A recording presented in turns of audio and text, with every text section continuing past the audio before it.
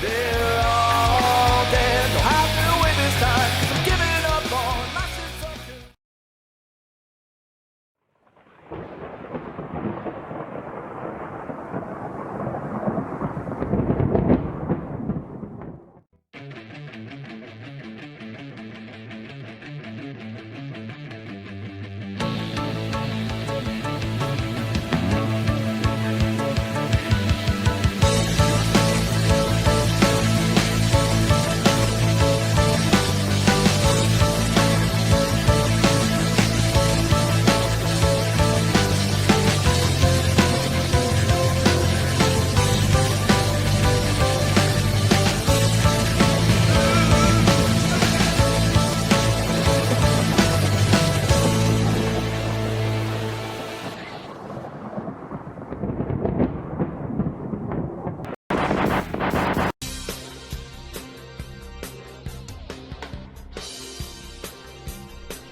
Retro is the name of the game today. All roads have led to this. Sorry for the delay. I did not mean to rhyme, but either way, nonetheless, Union Smack is back. Alongside me once again, my co-host, the incredible, talented Matt Tennant, best-selling author now, I should say. One of my best friends, best-selling author. It feels so good. What's going on, man? How you been? Where can everyone catch you and all your tremendous stuff that you do? I, like you, Travis, have been exhausted with work, but you can find me, as always, on Twitter at BruiserMate, that's M8. You can go to unionsmack.bigcartel.com, look at our merchandise, prowrestlingtees.com/unionsmack, where you can pick up the new official t-shirt, courtesy of our good friend Rocky, and lulu.com, where you can pick up The Undertaker, Trip Down Death Valley, and NXT UK Year One. Christmas is coming. They both make perfect presents. And that's all we've got to haul, Travis. Yes, ho, ho, ho, indeed. The holidays have arrived. And also, not just our shirt over there. Congrats. Rocky's other shirt's been doing actually pretty well. I saw some posts on Twitter. So hit up Rocky's store. Thank you so much again, Rocky, for featuring us. And as always, guys, hit that red button down below right here on YouTube. Subscribe. Everything retro gaming, pro wrestling, everything nerdy in between. And yeah, we are back. We're doing a little marathon today. I'll pull the curtain back. We're gonna exhaust ourselves today because we're gonna play a little catch up. You guys are getting so much content this week. It is the holiday spirit, like you said, and we're like two little Santas. So you get twice the episodes this week. You do. But first, I think, actually, before we do that, I also must say, do look out for our new show in January coming, Union Smack Shorts, which I'll be reviewing.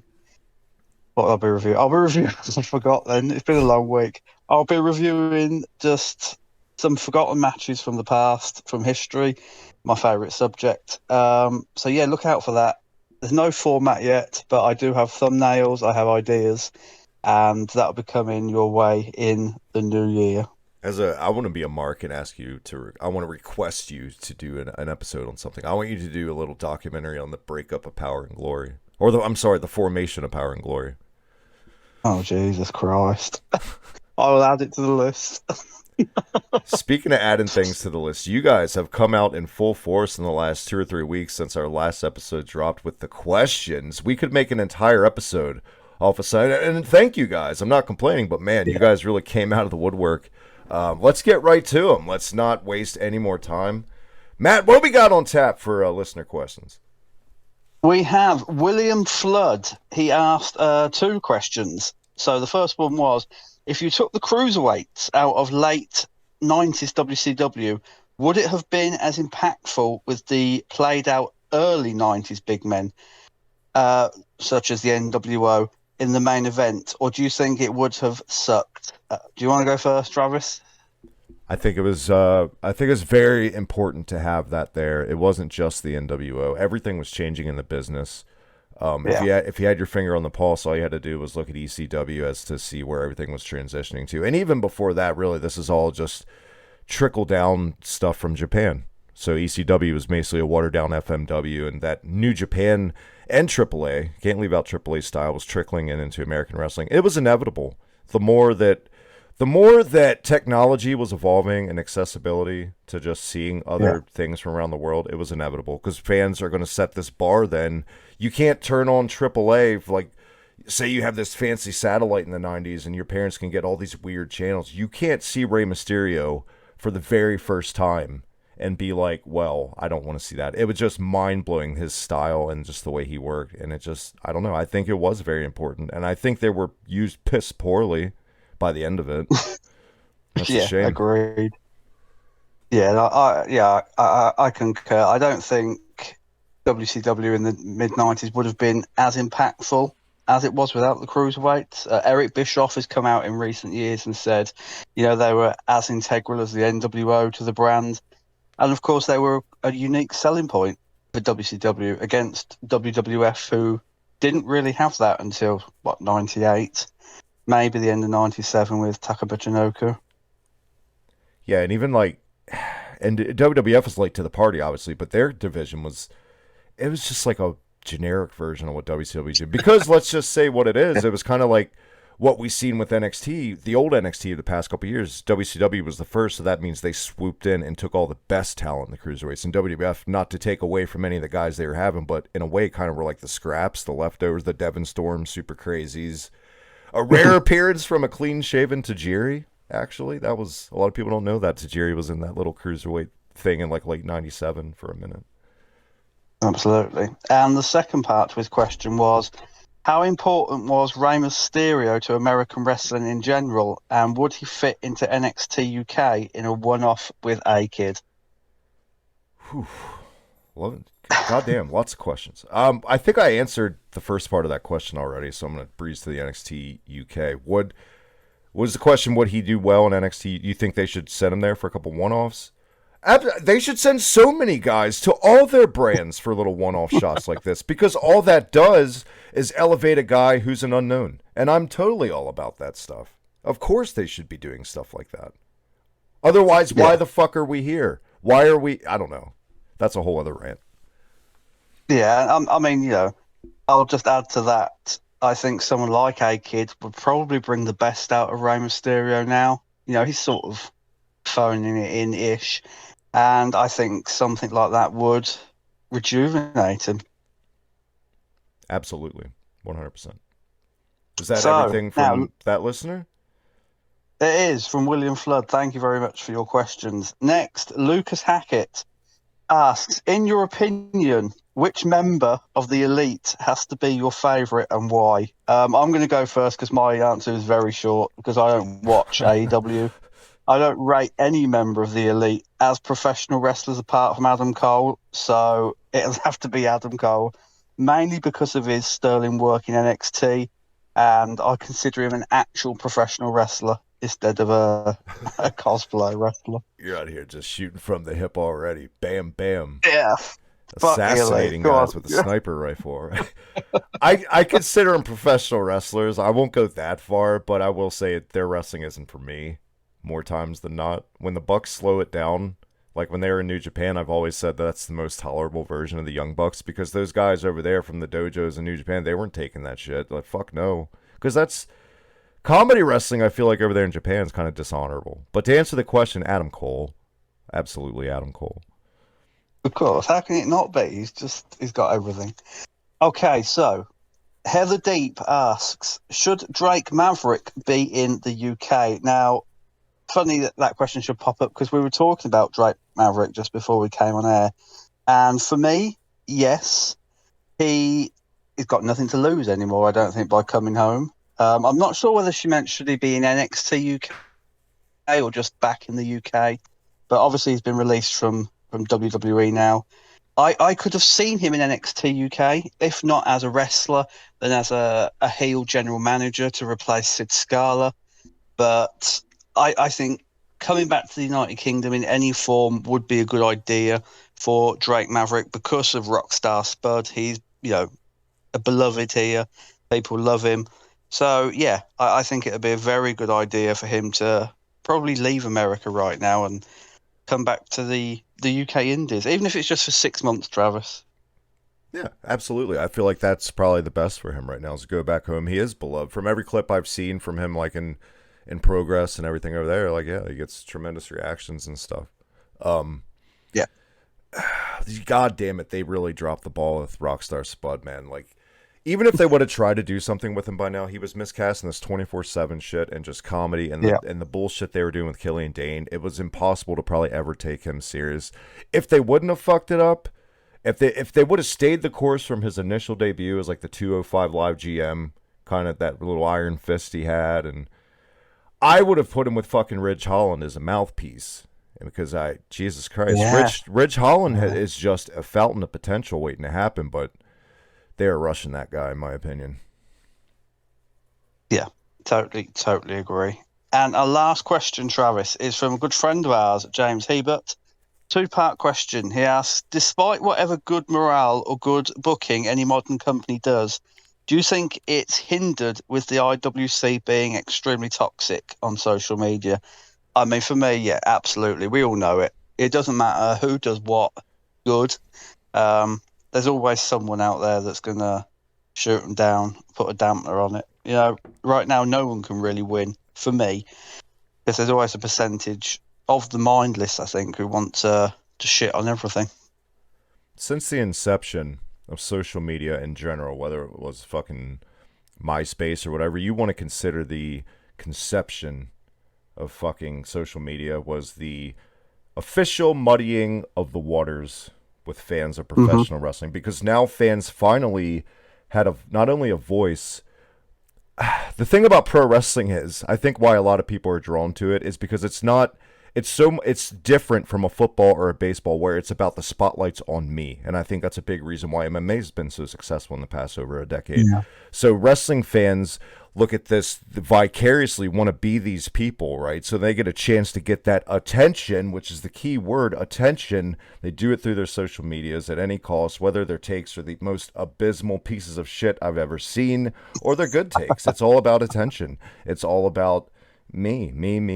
Yes, and I don't think it's never going away. We just got to adapt to it. We got to cherry pick what douchebags we do and don't see on our timelines. Yeah. And that is the one beauty of social media, the block button, the mute button. So it is, your timeline's what you make it, honestly. Yeah, I again agree. And his second part to his question, would you possibly do a WWF late 1999 to early 2001 saga? And if so, can you join us on that? I think we would at some point. I don't think we're in any hurry to do another anthology after we finally finish In Your House.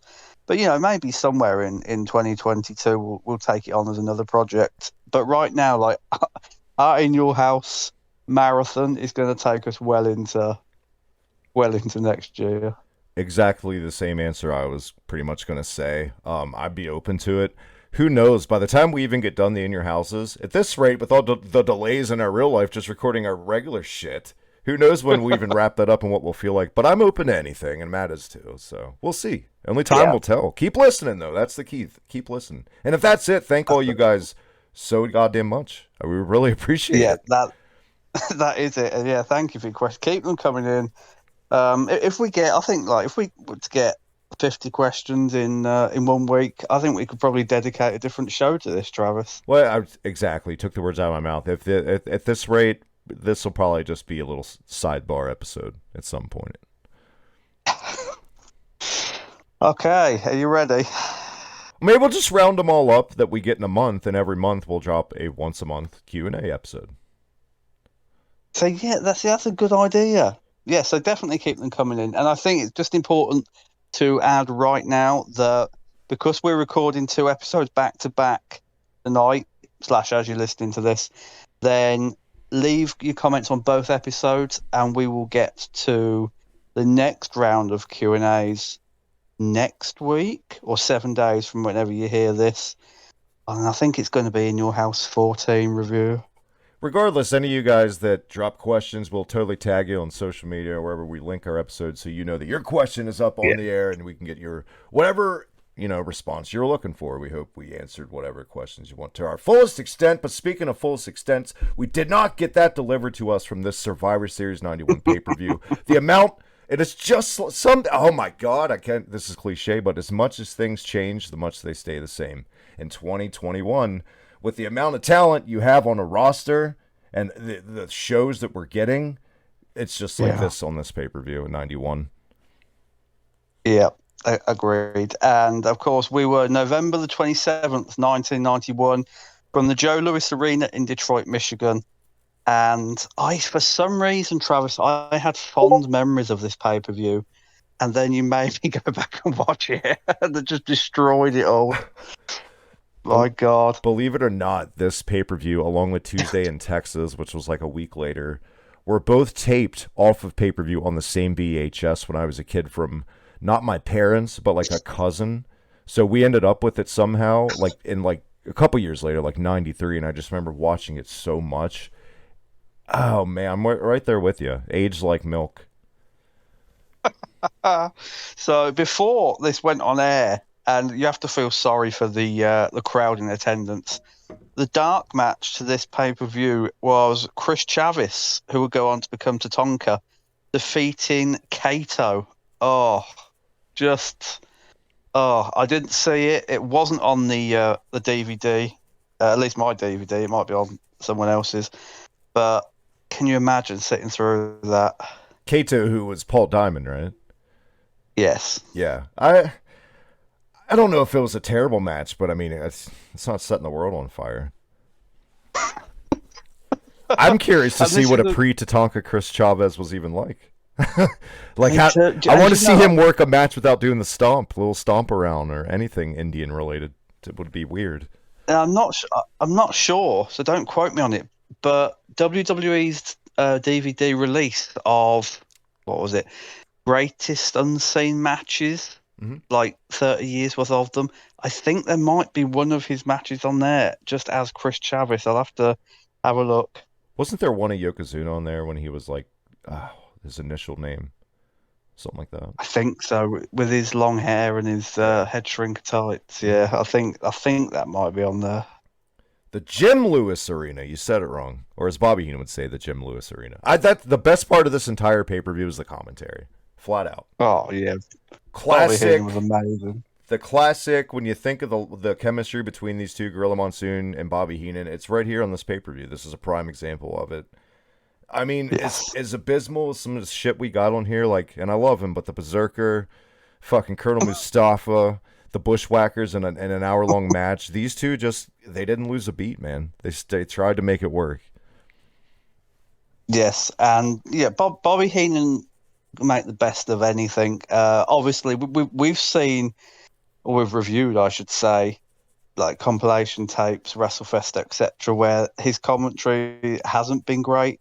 But, 9 times out of 10, he'll hit the mark. And Gorilla Monsoon as well was fantastic. A lot of times Gorilla Monsoon hasn't been great in the stuff we've reviewed. Without Bobby Heenan, he struggled. But, yeah, bang on the ball. And this opened, Travis, I think, I should say, we watched different versions. I'm assuming you watched the network version. Yes. I watched the DVD release version. And so I'm hoping you opened with the Jake the Snake attack on Randy Savage. I did not. You did? Oh my God! My version had like a graphic of the Gravest Challenge, like Hogan and Taker, and then it just went right into it. No, so the DVD version opened with the Jake the Snake attack with the King Cobra on Randy Savage from Superstars, and I think it was the Superstars preceding this. And obviously, it's the famous angle where the snake bites Randy Savage in the arm, and it zooms in on the snake's face as it's doing it. And that led that there was a whole 10 minutes of this, Travis, just leading up to the first match. This led to the explanation of why Randy Savage and Jake the Snake wouldn't be competing at Survivor Series. And then obviously Jack Tunney sat at his desk announcing that though they wouldn't compete at Survivor Series, they would fight at this Tuesday in Texas. And to catch everyone up also, deep breath, this was also on the storyline based to reinstate Randy Savage, who had just come off a big loss to the Ultimate Warrior at WrestleMania 7, whereas the loser of that match would have to retire from the World Wrestling Federation. Randy Savage will come back to transition as a commentator for most of 91, but this was supposed to be his official big comeback. Are we good? And breathe. There you go. Oh boy. All in one breath. Fantastic.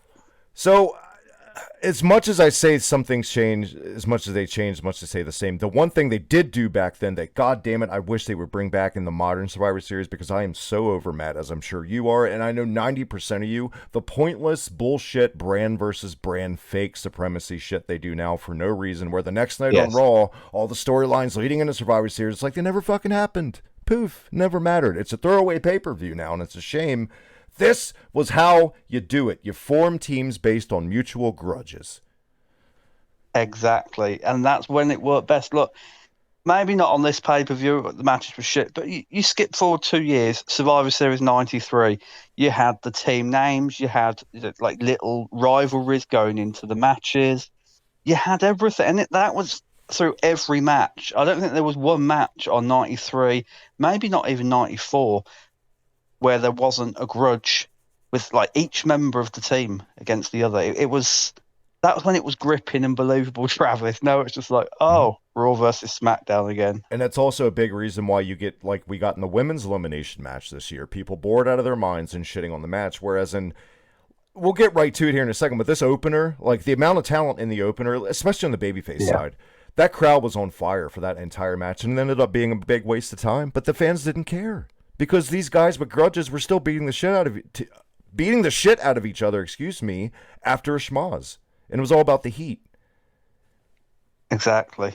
It's just, there's something about, even if it's a tiny, like, Ted DiBiase and Virgil going into this first match, it wasn't a great big rivalry. All right, it encapsulated SummerSlam, Virgil had beat DiBiase for the $1 million title, etc., etc. But, there were bigger things going on around it. And yet, even that little nugget of story, it still made Virgil's participation in this match watchable.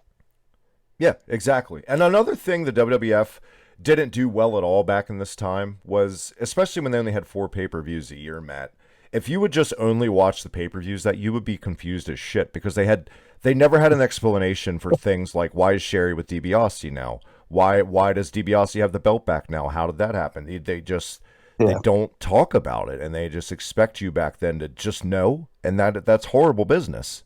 You always have to have a way to give info to people because you're always going to have new eyes. I don't care what promotion you are. There's always at least one new person is going to be watching. At least one out there. Absolutely. And before this match, they should have sort of recaptured all the goings on storyline wise with a video package, but to be fair, I'm glad they didn't, Travis, because this was long enough as it was, this pay-per-view. This was the matches made it longer. This is also the first Survivor Series where they took out the Vince intro announcing the teams. They would bring it back one more time for 93 for some reason, but after that, this was the beginning, and I loved those so much, and I think a lot of you guys do too. There's a lot of nostalgia for those.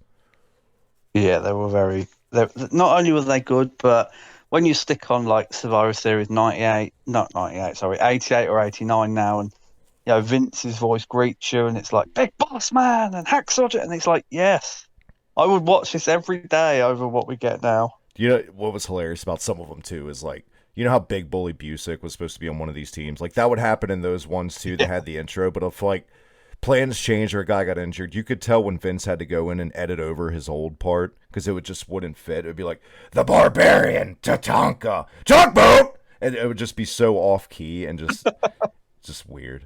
Vince was where he tried to match his own voice. Nobody cannot tell me that Vince McMahon wasn't so full of cocaine in the late 80s based on just those intros alone. Let's get right to it. Let's roll our sleeves up. Let's clock in, Matt. Let's get to work. Our first match. Let's go down to ringside, Matt. Who we got? We've got the $1 Million Man, Ted DiBiase, Ric Flair, the Mountie and the Warlord versus Bret Hart, the British Bulldog, Virgil, and Rowdy Roddy Piper. And I wish, Travis, can I just say, I wish 91 had used team names, because it had been so much easier, and two, it had just added to the occasion. But I think, out of memory, this was the first time since 88 they hadn't used team names.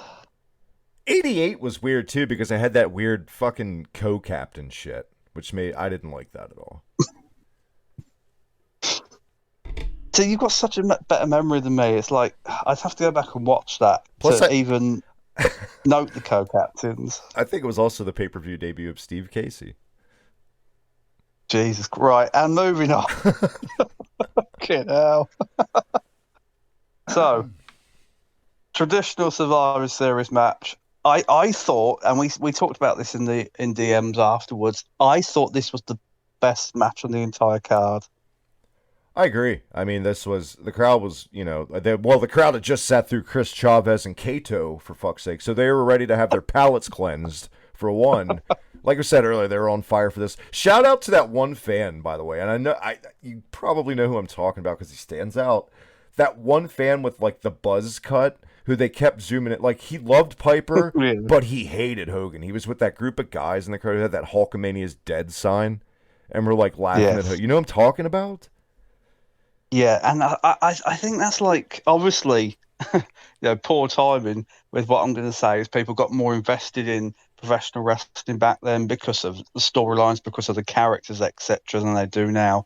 But it really stood out, and it stood out several times on this show. Undertaker, Hulk Hogan, which we've got coming up, Piper and Flair in this match just popped the crowd, arguably more than Hulk Hogan did when he came out. I know a lot of people complain that we didn't get Hogan and Flair at WrestleMania, but we've all seen now on some of these DVDs that have come out, some of those MSG shows with the two of those, and those matches flat out kind of sucked. I kind of see why they didn't go with it. Yeah, me too. I mean, I think there was one Hogan Flair match on a house show. I've got it on DVD somewhere, and it went like 16 minutes, and it wasn't very good at all. And you'd think like Flair, Hogan, they put on a special effort. They know it's being recorded now. Just motions, Travis, just going through them. If we seem like we're going to gloss over some things, there's so much talent in a lot of these matches. And like if we really dove into this, guys, we'd be here for 4 hours. But I will say, this was that amazing time where they blurred out the old WCW belt. We all know the backstory in that, Jim Herd and Flair, quote, stealing the belt, not putting a deposit on it or some shit. But it was tremendous television either way. It was shocking at the time. I mean, this was unheard of, quite frankly. Yeah, I think, to mind, it would be the first real defection that was brought to people's attention. This massive star from, early 80s has jumped from one company to another with the company's title, and now we're having to literally blur it out on television. I think it was maybe the first shocking thing I'd seen. It was definitely more shocking than Dusty, but the weird thing about those two in the WWF, it was like a revolving door. As soon as Dusty left, it's like the door kept turning and in came Flair. Yeah. So it was like out one ear, in the other or something. This match had all the typical spots you would expect from all the talent in it. Shout out to the Warlord's amazing lightning undies, which I always love those tights. God damn, what a tank. And some of the most underrated matches from 91 in general were the British Bulldog and the Warlord. Oh, yeah, and they went and went and went, Travis. It's like, what, WrestleMania, was it 8, 7, 8, I think? 7, they had like a 20-minute match or something. There you go. And it was, superstars, and I think there was a wrestling challenge, and they did the house circuit over and over and over again. But, and it's weird. When you think of the British Bulldog, you don't think he'd have great matches against someone like the Warlord, who was a stiff worker. But some of their matches are very, very good, very watchable, and just goes to show that Davey could turn it on when he wanted to. Let's talk about a talent that always puts a smile on my face, a certain gimmick. The Mountie, Jacques Rougeau, man. Handed dog shit and made it somewhat edible.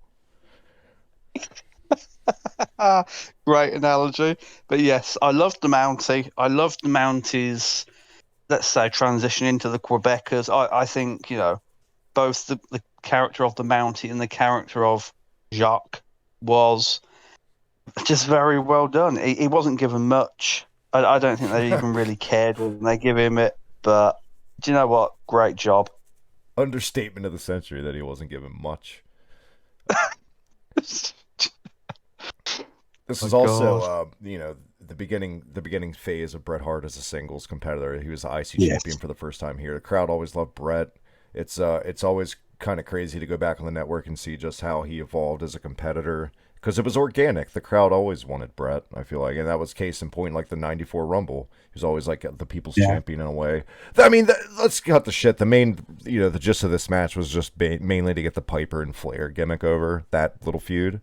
But they did a nice job of incorporating all the other feuds that were kind of a tier below. So it was fine. I hate that it was a schmoz though. But other than that, this did go a bit long. But on these Survivor Series shows, people complain about that on these old ones. But you got to remember, they've got 4 matches. So what do you expect them to go out there and do? An 8-minute little Broadway? Like, Yeah, exactly. Like you were saying, DiBiase and Virgil got their stuff in. The biggest takeaway from this I took was what a shame, whether it was over the Intercontinental title or the WWF Championship, we never got Bret Hart versus Ted DiBiase feud. And I think we said this last year about Owen Hart and Ted DiBiase.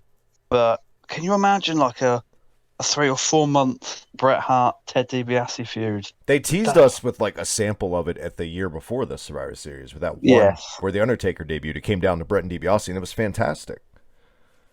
Exactly. I would have loved like 3 or 4 20-minute technical classics from them. That would have done Bret Hart's Intercontinental or even WWF Championship reign.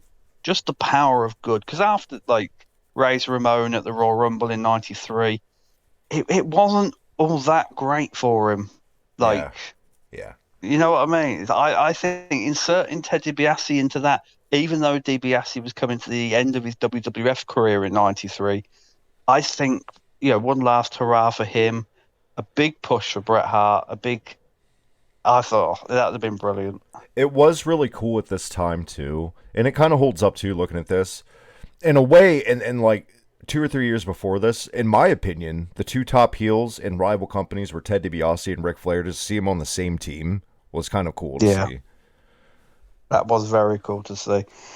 Can I just run through? There were only 2 eliminations in this match. They were The biggest Warlord guys and in the British fucking Bulldog. match. Yep. And one of the biggest baby faces in the match, and the British Bulldog. The reception he got, just outstanding. But they were eliminated in sort of the same way. DiBiase came off the ropes when the Bulldog made a pin behind the referee's back, caught him in the head. Bulldog was eliminated by pinfall, and then Bret Hart did the same to the Warlord. I think, did the Warlord have Virgil in the full Nelson, I think? Yeah. And Bret Hart came off the middle rope, clocked him in the back of the head, and I can't remember who pinned him. It's down this. I've got so many notes, Trav, so many scribblings that it's here somewhere. Virgil pretty much worked the sacrificial lamb gimmick in this match for the baby faces. He took the most damage. To be honest, there was a suplex from DiBiase to Virgil in this that looked really good, actually. Like Virgil was taking some heavy bumps, so shout out to Virg, I guess. Yeah, and you know what? I think behind his Intercontinental title match was Shawn Michaels that we've talked about once or twice, I think, on this show. This might have been his best input, like in a proper serious match. I say serious match because we all remember Virgil versus Nails and the matches he used to have on Superstars. But yeah, bravo to Virgil. I can't believe I'm going to say this, but Virgil sold really well in this match. Wow. A sentence I thought I'd never hear come out your mouth. It ended in a big schmoz, the ref losing control, and both of these teams essentially it's thrown out the window. The fans didn't care. The fans were behind it every step of the way. It led to just the 3 baby faces left in the ring posing, and Piper Scares Flair was the name of the game here. For pure nostalgic reasons, I give this a pass. It's entertaining for what it is, just based on the guys in it. Do you know what? If this had been on a card chock-a-block with great matches, we could have probably overlooked it and said it should have been better. But, apart from the end, and like you say, everyone got disqualified apart from Ric Flair, which made him the sole survivor. It was a bit of a sellout. There were matches on this, Travis, you could have cut by 90% and given it to this match to give it a proper ending. But yeah, best match on the entire show. Dare I ask, what's next? Oh, it's one of the many appearances of Mean Gene Okerlund, who brings out the Macho Man Randy Savage, who we were informed has now officially been reinstated, and he looks fabulous in his get-up. Like the feathers and the hoo-ha, just excellent. The big fucking Mean, 18-foot quill in his hat that's just chilling.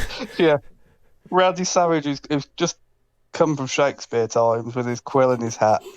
Oakland says that there's calls and letters got Savage reinstated. And then they touch on the Jake the Snake Roberts attack. Savage, Randy say he really sells this, Travis.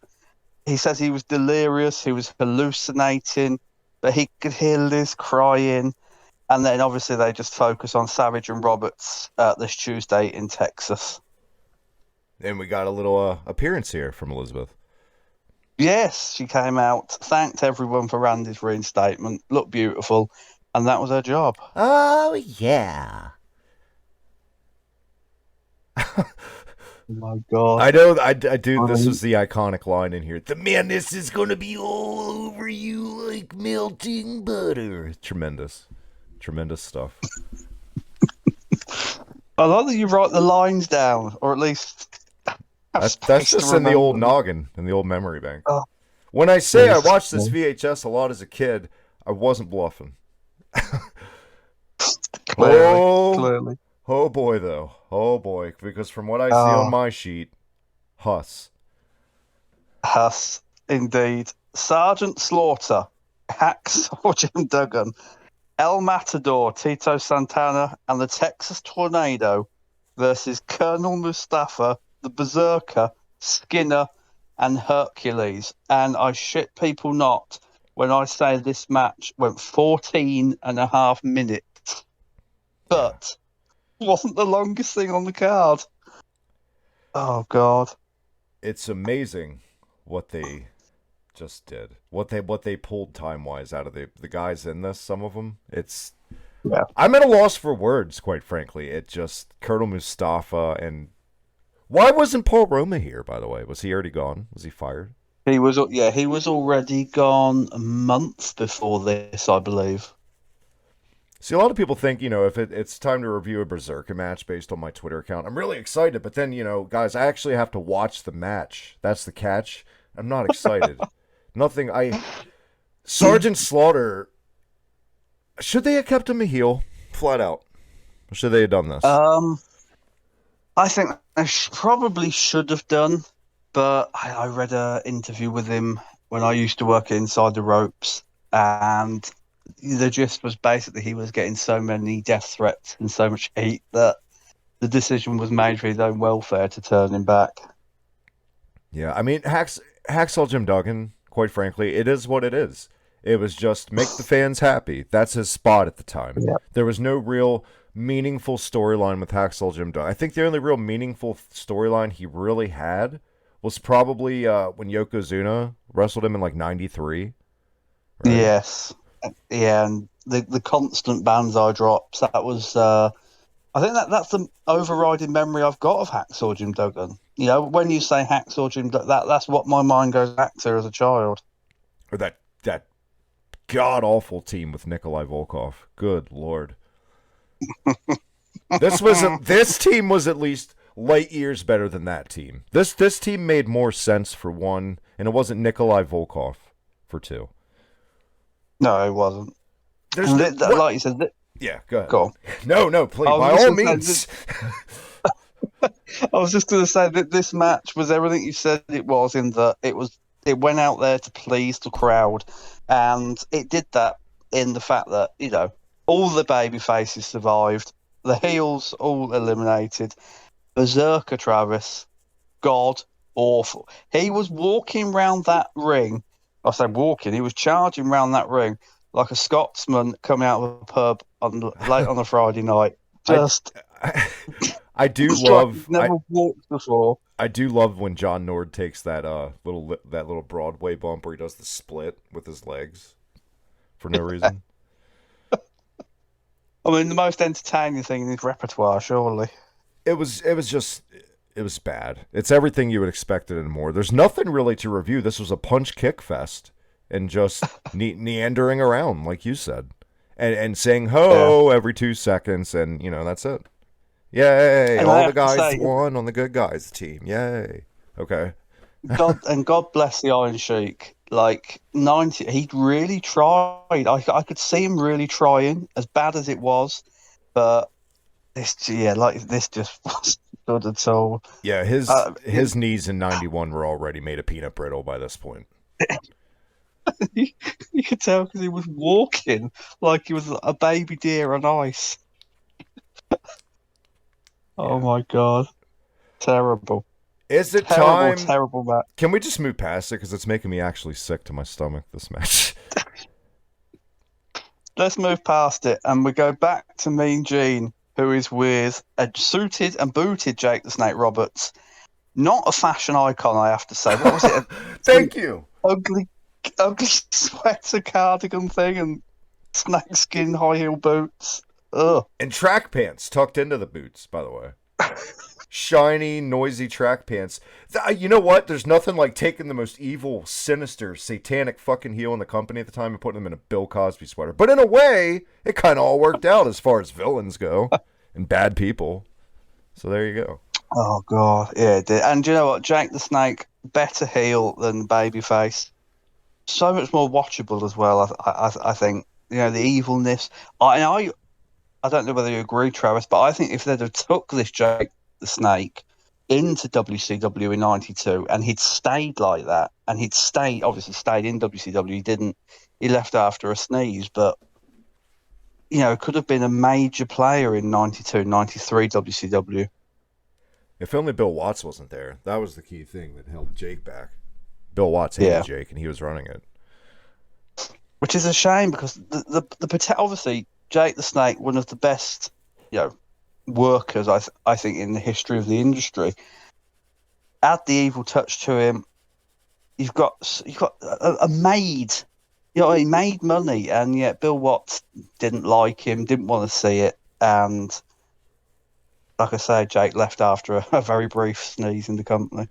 This promo right here from Jake was tremendous. It was another piece in the puzzle as to why this storyline was the best thing this company did all year in the year 91, in my opinion. Yes, agree. And everything he said with a grin, a little sneer. Said it was, an accident that the snake bit Randy Savage. He just blamed everybody else but himself. Very, very good. Take a shot of alcohol, by the way, guys, every time you hear the word devenomized on this pay-per-view. You probably get alcohol poisoning. You'll need to be devenomized of alcohol. Up next, I'm sorry, I don't care. The finish blows. It's a bunch of horse shit, but my favorite part of this show, the reason we're all here, Matt, the Gravest Challenge. Yes, we did get a video package for Hulk Hogan versus The Undertaker prior to the match. And that was basically, it had to be 3 or 4 minutes long, Travis, of the encounter at the funeral parlor 2 weeks before this. Ric Flair comes out to confront Hulk Hogan. Undertaker then comes out the coffin, hits Hogan with the urn, chokes him on the floor until Piper and Savage make the save, and then rips the cross off of his chest. That was basically the build-up to this match. And when I was a kid, this flat out, a lot of people say it was the snake bite for them.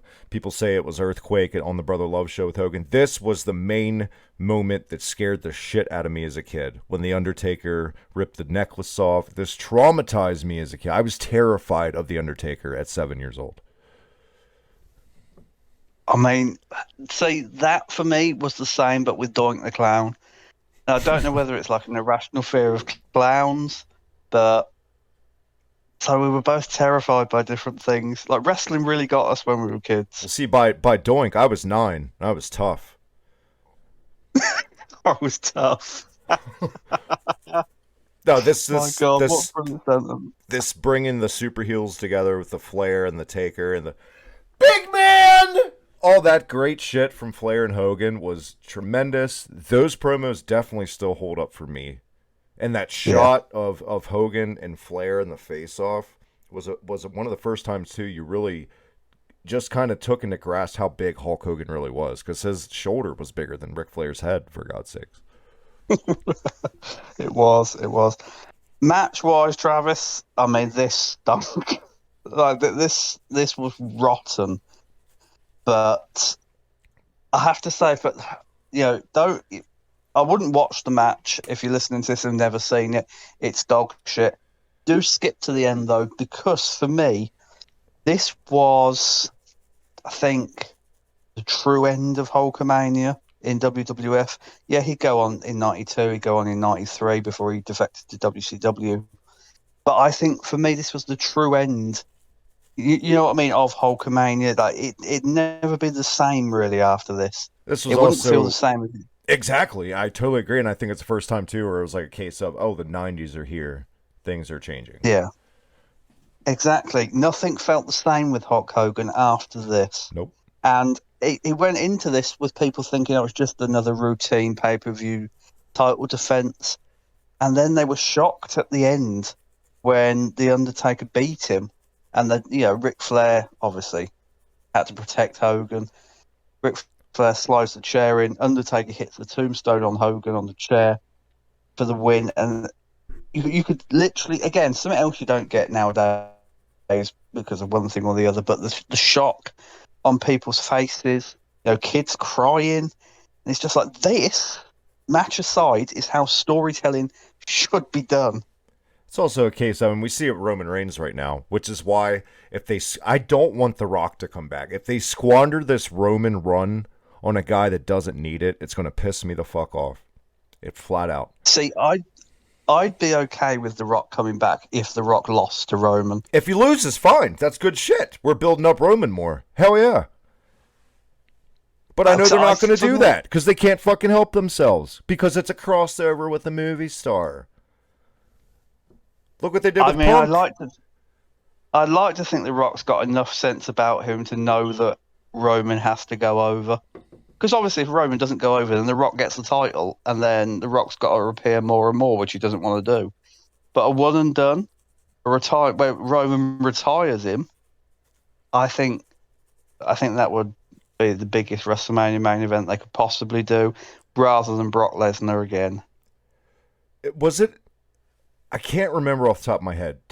I know you obviously reviewed this in your book. I think the biggest thing, yes. This is obviously a very historic moment. The Undertaker's first ever just title in general, pretty much, especially a world title. So as shitty as the match kind of is, you do see some glimpses of greatness. You see an underrated reason as to why The Undertaker worked at the time that nobody really talks about is his in-ring at the time, because he was this incredible, agile, hybrid big man that you'd never seen like that in the WWF. He wasn't your standard fucking warlord or any of those. This guy was doing he got more elevation than the Rockers sometimes. This flying clothesline he did in this match was great. That was a great spot.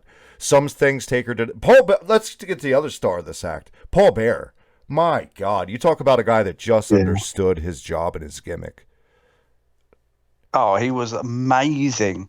Paul Bearer at ringside. Not only for the cheap shots and that, but the faces he'd pull and the way he was just a part of the Undertaker act rather than just another manager on the side. It's great, too, this era where he was like a heel when they first came in. Gorilla Monsoon hated him on commentary. He was like, "You piece of garbage!" He was just giving him the business. It was great.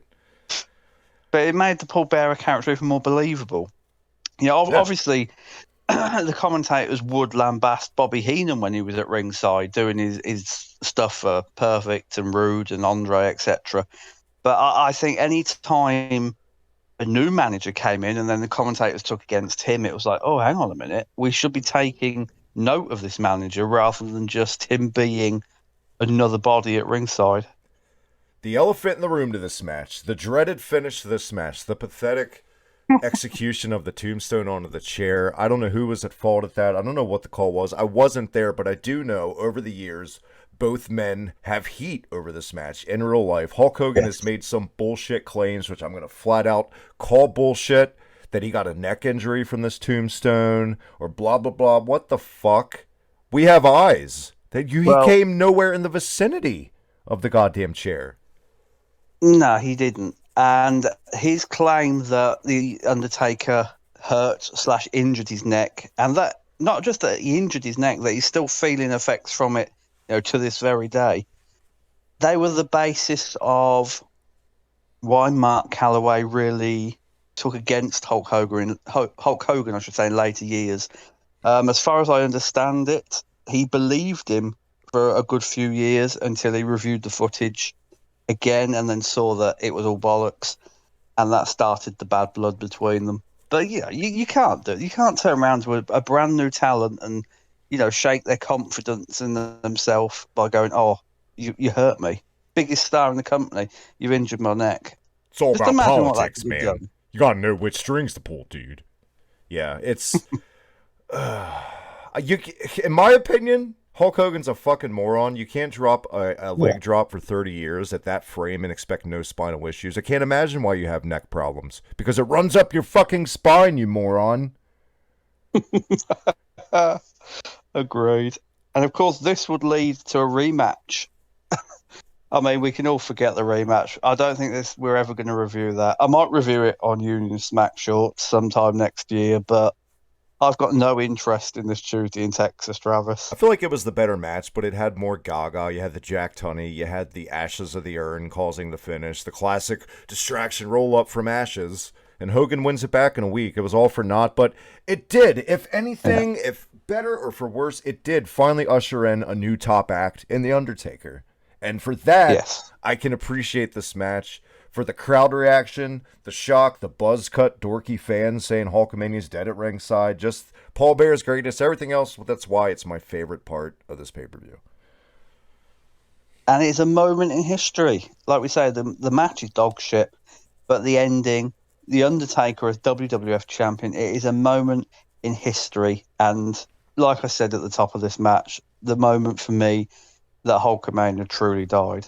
What this match did give us, however, is immediately following this. See, back then in the old school WWF pay-per-views, they had a little bit of time to kill. So in their intermission, they would do back-to-back promo, right? So this was that spot. Yes. We got the tremendous ding dong! Ding dong! We're hearing the bell! Well, we're hearing the bell! Amazing fucking promo from Roddy Piper in an angle he's not even in! He's nowhere to be found in this angle. The only thing, he just doesn't like Ric Flair. You would think he has the match with Taker in a week. I love this promo, and it never ever gets talked about. And a David Duke Ku Klux Klan reference. See, I didn't notice that through all the shouting, but yeah, I can't disagree. He was on it. Well, he was on something, just shouting at the camera. So much so that if you notice towards the end, wheezing as he's trying to draw breath, and he still won't stop talking. Just fantastic. I feel like I'm on a substance just impersonating Roddy Piper, and I'm totally sober right now. So, but we got just the tremendous Mean Gene right here, just selling the shock of what he had just seen. Matt was great throughout this whole thing. And I don't think Mean Gene gets talked about enough. You're obviously legendary ring announcer, but some of his reactions, and you really have to take note of what he did. Take your eyes off who he's interviewing sometimes and just watch him, and there's a whole nother level to his performance. I always loved how Roddy Piper also called him Lurch and Morticia, the Taker and Paul Bear. Yeah. Good stuff. Adam's Family Rejects. some other promos sprinkled in here too, Matt. Oh, 5 back to back. So we had that one with Mean Gene and Roddy Piper. We had Sean Mooney with Ric Flair and Mr. Perfect. Another fantastic promo from Ric Flair. Yep.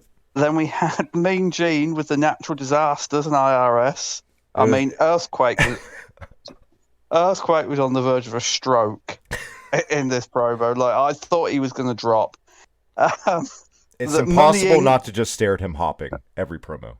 It's so distracting. It is just the early Brock Lesnar hop. Yeah. Then we had Sean Mooney again with the Legion of Doom and the Big Boss Man. Again, so much shouting spread over these two promos. It's just almost impossible to tell what Animal's saying. And all that I get from this is when I see promos like this back in the day is blah, blah, blah, blah, blah. That's all I get out of it. Exactly. And then Mean Gene with Jack Tunney, who says the referee's decision in the WWF Championship match is final, but the rematch for Tuesday in Texas is on, and he will be at ringside. And obviously that led to Hogan retaining the title, and then the title being vacated, and Ric Flair winning it at the 92 Royal Rumble. And they follow up the Piper promo and all this amazing Ric Flair stuff, and it all leads up to this fucking Jack Tunney on the mic. Good Lord. Can we move on from that? Yes. I will say, though, and I can't remember who's doing it, but first Jack Tunney action figure in history is coming our way next year. Something I think we both need to purchase. Like, as if, when we ever going to get that again? No shit. Something I wish we never would have gotten, Matt, ever. Oh my God, it's fucking time. Hopefully we're still sane. Guys, don't ever doubt how much we like you and appreciate you, because up next, we're about to do something that I've been dreading for 3 weeks. Oh, dear. So, Beverly Brothers and the Nasty Boys versus the Rockers and the Bushwhackers. 23 minutes. That's all I'm going to say about this match. It went for 23 minutes. And the Bushwhackers must have been gone after 7 minutes of this, which led to a 4-on-1 against the Rockers. And Shawn Michaels and Marty Jannetty took such a beating that by rights they should be dead by now. Like, they sold for at least 20 minutes of this match, and it was boring as shit. I can't stress how much I hate this match. So much, Travis. I'm going to admit it now. I fast-forwarded through most of it just to see how much, crap there was. And the only thing that was notable about this was the continued breakup storyline of the Rockers, where Marty Jannetty lifted, it was either knobs or sags, I think, and the boot caught Shawn Michaels in the face. Shawn Michaels got rolled up, blamed Marty Jannetty, and then it just went away. Marty Jannetty sold for another 10 minutes. Yep. Well, a combination of other things, too, which made this just unbearable. The crowd was just deflated after what they had just seen. Mm-hmm. So there was no reaction for anything during this match. A little piddly reaction for the Rockers' entrance. That was about it. And the commentators on this match, you wouldn't even know there's a fucking match going on, because they're talking about The Undertaker and Hogan for 20 minutes. Exactly. That didn't help. It did nothing to draw you in. This was piss break time. And it baffles me still. I know they wanted to, build Undertaker and Hulk Hogan with promos, etc., throughout the show, which is, part of the reason why it was just thrown bang into the middle of the pay-per-view. But you'd already seen the main event, so what you were basically now sitting through was 2 dark matches that were broadcast on pay-per-view. That's all these were. And this was also the first time they broke the mold of these pay-per-view formats and introduced a single match at a Survivor Series. So there's no reason it couldn't have just been an 8-minute tag match with the Rockers and the Beverlys. If all we were doing in this was telling the story of the Rockers slowly breaking up, that's what I would have done. 8 minutes would have been plenty of time for Heenan and Gorilla to talk about Hogan again and all that shit you want to do. Oh. Yeah. I can't stress to anybody listening to us, don't watch this. No. Just don't. You've got 23 minutes of your life. You can find anything. Play with yourself. It doesn't just do anything. Union FAP. FAP. Oh my God. What do we got left, for God's sakes? We've got the last match, which was the main event of this pay-per-view. Oh, house show time then. Yes. Big Boss Man and the Legion of Doom versus the Natural Disasters and IRS. And this should have been Legion of Doom, Boss Man and Sid Justice versus IRS, the Natural Disasters and Jake Roberts. But Sid injured his elbow, was out. Savage lobbied to take his place. And of course, we got the whole shtick on Superstars, which led to this being a 6-man. We couldn't have just found 2 other fucking guys to fill in? Anyone? I mean, they threw together 16 men for 2 different matches that didn't really go together or anything like that. You would have thought they could have just found anyone, wouldn't you, for this? You know who else was oddly missing? Just anyone to take their place. Who was a really good hand and was oddly missing from this pay-per-view, considering what he had done at WrestleMania that year, was Rick Martel. Nowhere to be found. Yes. And he was No, still employed? just- I think he was. He was. Yeah, he was in the the Rumble. 92 Royal Rumble? Yeah. Yes, he was. No, don't employ him. Don't. Just, And as a six-man, Travis, I mean, it worked fine. It worked better than the last match because it was shorter. Yeah. But again, what do you want? Just you know so what I mean? What do you want from this? all they were doing with this was sending the crowd home happy in some way after just making all the little kids cry from Hogan losing. That's all this was. Yeah. I mean, whoever picked this as the main event, must have broken into the Bulldog stash in the locker room because, fuck me. This was 4 minutes. Obviously, Legion of Doom. Yeah. Obviously, Legion of Doom were over with the crowd, but not a main event, not by any chance. You totally should have closed this with Hogan and Taker. You leave that cliffhanger, leave them with shock. That way they got to tune into Tuesday in Texas. So by the end of this, we had little commentary breaks throughout this entire pay-per-view after the Hogan match of just panning on Heenan and Gorilla talking about Tuesday in Texas to the point at nauseum where it made me not want to get Tuesday in Texas. Shut the fuck up about Tuesday in Texas. I'm sick of hearing it. Yes. So that's why you leave it with that. Oh, before you go off there, go, don't forget this Tuesday in Texas, fans. Just, blah, blah, blah. And then, announce on your TV that week that Jack Tunney said the rematch is set for Tuesday in Texas. Not on this same fucking, they're moving too fast with it. They tried to fit it all in. Yeah, it was crammed in way, way too much. And again, like the crowd in this match almost dared apart from the pop for the Legion of Doom. I don't know. What do you think about this match, Travis? It was fine for what it was, but there's nothing memorable happened in this match. That's my biggest strike against it. That's why I call it a house show match. There was the only, obviously, elimination wise, IRS eliminates the boss man, hits him with a briefcase, and then the natural disasters just walk out on IRS after he hits Typhoon accidentally with the loaded briefcase, which basically leave. Although I will say, 2-on-1 with the Legion of Doom, IRS got far too much in. Like they should have just 30 seconds destroyed him because they were the tag team champions at this point, and they are selling a 2-on-1 attack from IRS. Like, why? I will say, in a way, it was kind of high praise, and it speaks to how over the LOD were that the company closed the pay-per-view with them. Because in my opinion, there at this time, especially since Warrior left, Savage was really over, but I think the Road Warriors were the second most over act at this time, more than Savage. Everybody loved the Road Warriors. Yeah, they did. With that, what's your final grade on this pay-per-view, Matt? I mean, that's not it for me. Did you get anything after Legion of Doom?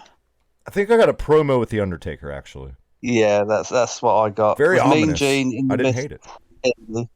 No, it was fine. Undertaker just stood there with Paul Bearer and the title. There's nothing's immortal, not Hulk Hogan, and they will eviscerate him. And then he lifted a coffin lid, and the cameraman, obviously laying inside, just looking up at Mean Gene's horrified face. Again, another great performance from Mean Gene. Excuse me. Yeah, tremendous. And this was, for a kid especially at the time, too, this was a scary promo. It was creepy. Yeah, it was. So was the pay-per-view to watch. Fuck me. I don't know. This guess. I'm going to give it an F for a giant fail. I mean, I obviously because of the iconic Undertaker moment, and the first match was the best thing on the card. E, maybe an E. Everything was off. Everything just felt kind of off. The formatting, the match finishes, the length of matches, irrational promos, misplacement of just timing in general in this show was just, I don't know what was going on at this time, especially like we said earlier at the top of the show, the amount of talent they had. Horrible execution. I would stay away from this pay-per-view as much as you can. Just watch the highlights on little documentaries if you want to see Taker beat Hogan for the first time.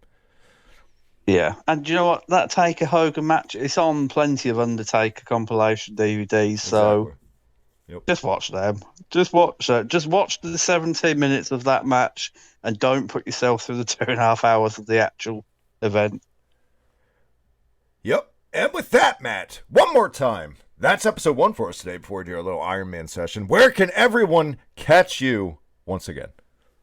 You can catch me on Twitter at BruiserMates, that's M8. Go to unionsmack.bigcartel.com for all your merchandise needs. ProWrestlingTees.com/Union Smack for the latest Union Smack t-shirt. And of course, Raw Rocky's amazing shirts. The designs are wonderful. And Lulu.com for The Undertaker, A Trip Down Death Valley, where you can read all about the match we've just reviewed and NXT UK Year 1.